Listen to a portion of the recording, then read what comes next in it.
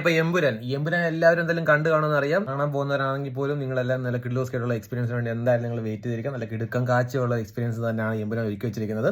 So പറയാൻ വന്ന കാര്യം എന്താണെന്ന് വെച്ചാൽ എമ്പുരാൻ പോലൊരു മൂവി പാഷനേറ്റുള്ള ഒരു ഡയറക്ടർക്കോ അല്ലെന്നുണ്ടെങ്കിൽ ഭയങ്കരമായിട്ടൊരു എന്താ പറയുക ഒരു മൂവി ചെയ്യണമെന്ന് അതിയായ ആഗ്രഹമുള്ള ഒരാൾക്കോ ചെയ്യാൻ പറ്റിയ ഒരു മൂവി ഡയറക്ഷനിലല്ല ആക്ച്വലി എമ്പുരാൻ. കാരണം അതുപോലെ നല്ലൊരു ഇൻഫ്ലുവൻസ് അല്ലെങ്കിൽ അതുപോലെ പിടിപാട് ഉള്ള ഒരു ഡയറക്ടർ അല്ലെങ്കിൽ അതുപോലുള്ള പേഴ്സണ് മാത്രമേ അതുപോലൊരു പടം ചെയ്യാൻ പറ്റുള്ളൂ. പൃഥ്വിരാജ് എന്ന് പറയുന്ന ആ ഒരു വ്യക്തിക്ക് അല്ലെങ്കിൽ ആ ഒരു നടൻ അല്ലെങ്കിൽ ആ ഒരു ഡയറക്ടർക്ക് ആ ഒരു ഹോൾഡ് അല്ലെങ്കിൽ ആ ഒരു കഴിവ് അല്ലെങ്കിൽ ആ ഒരു പവർ ഉണ്ട് എന്ന് തെളിയിച്ചിരിക്കുകയാണ് എമ്പുരാൻ. കാരണം അതായത് നിങ്ങൾ ചില ഇന്റർവ്യൂസിലൊക്കെ കണ്ടു കാണും, ചില ഏരിയകളിൽ അല്ലെങ്കിൽ ചില ലൊക്കേഷനുകളിൽ ഈ ഒരു മൂവി ഷൂട്ട് ചെയ്യാൻ പോസിബിൾ അല്ല എന്ന് പലരും പറഞ്ഞിട്ടുള്ള പല ലൊക്കേഷനുകളിലും പുള്ളിക്കാരൻ പോയി ഷൂട്ട് ചെയ്ത് പടം എടുത്തു വെച്ചിട്ടുണ്ട്.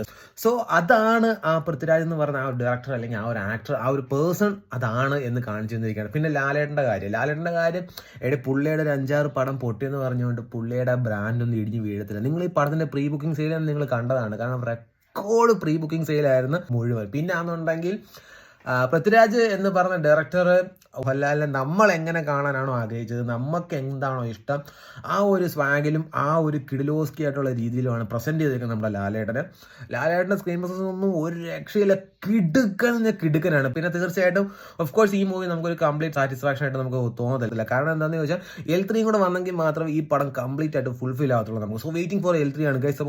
പിന്നെ അതുപോലെ മഞ്ജു വാര്യരുടെ കാര്യം പറയാന്നുണ്ടെങ്കിൽ ഫസ്റ്റ് പാർട്ടിനകത്ത് മഞ്ജു വാര്യർ ഒരു വീട്ടിൽ ഒതുങ്ങി കൂടുന്ന ഒരു പാവമായിട്ടുള്ള ഒരാളാണെന്നുണ്ടെങ്കിൽ സെക്കൻഡ് പാർട്ടിനകത്ത് വേറെ ലെവലായിട്ടുള്ള പുള്ളിക്കാരുടെ പെർഫോമൻസും കാര്യങ്ങളൊക്കെ നിങ്ങൾക്ക് കാണാം. ഈ സ്വാഗുള്ള മലയാളം നടിമാർ നമ്മുടെ ഒരു ഇൻഡസ്ട്രിയിൽ വളരെയധികം കുറവാന്നല്ല ഇല്ല, ബട്ട് എല്ലാവരും പറഞ്ഞിട്ട് നയൻതാരയാണ് ഭയങ്കരമായിട്ട് സ്വാഗുള്ള ഒരു നടി എന്നാണ് പറഞ്ഞത്. ഈ നയൻതാര മാത്രമല്ല കേസ്, നമ്മുടെ നാട്ടിൽ അല്ലെങ്കിൽ നമ്മുടെ ഇൻഡസ്ട്രിയിൽ മഞ്ജു വാര്യർ ഉണ്ട് എന്ന് തെളിയിച്ചിരിക്കുകയാണ്. അമ്മാരി സ്വാഗും അമ്മാരി സ്ക്രീൻ പ്രസൻസുമാണ് മഞ്ജു വാര്യർ ഈ പടത്തിൽ കാഴ്ചവെച്ചിരിക്കുന്നത്. പല നെഗറ്റീവ്സും കാര്യങ്ങളൊക്കെ വരുന്നുണ്ട്, പക്ഷേ ശരിയാണ്, സമ്മതിക്കുന്നു. സ്റ്റോറി വൈസ് നോക്കുമ്പോൾ ഒരു ഭയങ്കരമായിട്ട് ചെറിയ പടമാണ്. ബട്ട് മേക്കിംഗ് കൂടെ നോക്കും ഗൈസ്. മേക്കിംഗ് വെച്ച് നോക്കുമ്പോൾ ഒരു ഹോളിവുഡ് ലെവൽ, ഞാൻ എടുത്ത് പറയുകയാണ് ഗൈസ്, ഹോളിവുഡ് ലെവൽ ടച്ച് ചെയ്ത അല്ലെങ്കിൽ ഹോളിവുഡ് ലെവലിൽ മേക്ക് ചെയ്ത ഒരു പടമല്ലേ ഗൈസ് എമ്പുരാൻ.